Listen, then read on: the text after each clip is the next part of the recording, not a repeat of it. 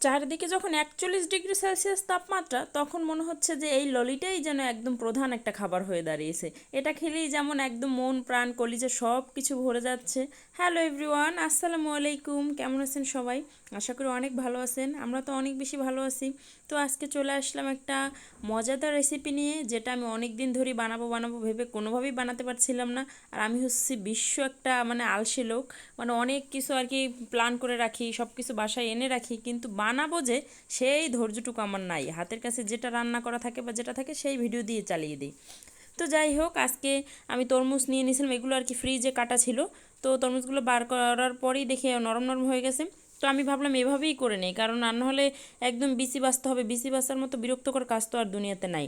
BC বেছে তারপর Blender করতে হবে, তো আমি ভাবলাম তার থেকে এরকম করেই বের করে নিই।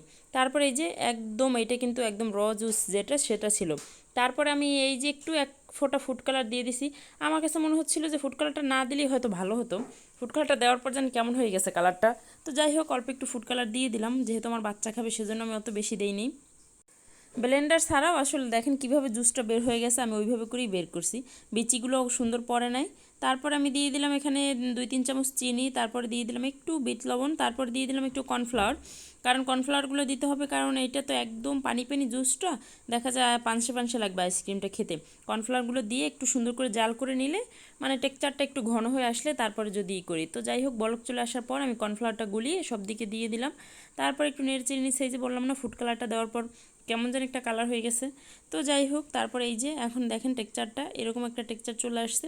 তারপর আরও কিছুক্ষণ আমি যদিও জাল করছি, তারপর আরও কিছুক্ষণ জাল করার পর অনেকটাই কমে গেছে আর কি জুসটা। তারপরে আর কি আমি নামিয়ে ঠান্ডা করে নিছি। এই যে সুন্দর করে বলক দিয়ে নিচ্ছিলাম অনেকক্ষণ ধরে, যাতে একটু ঘন ঘন হয়, খেতে যেন ভালো লাগে, এটার জন্য আর কি। তো যাই হোক, তারপর ঠান্ডা করে নিয়ে তারপর আমি মোল্ডে ঢালবো। সেজন্য ছোটো একটা আমার বাসায় মানে কী বল মগের মতো ছিল, যেটা আমি রান্নাঘরে রাখি।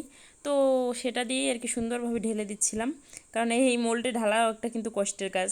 তো যাই হোক, তারপরে সুন্দর করে আটকিয়ে ফ্রিজে রেখে দেবো। একদম সারা রাতের জন্য রাখছি আমি, যদি এটা বিকেল বানাইছিলাম, সারা রাত ছিল, পরের দিন দুপুর আর কি বের করছি। তো সুন্দর করে বানিয়ে রাখছিলাম। আমার ছিল তো এদিকে পুরো মানে খুবই করতেছে, আর একটু বাকি ছিল, ওইটা একটা কাপে দিয়ে দিছি। এই যে সারা রাত পর পরের দিন আর কি দুপুরের দিকে নামালাম।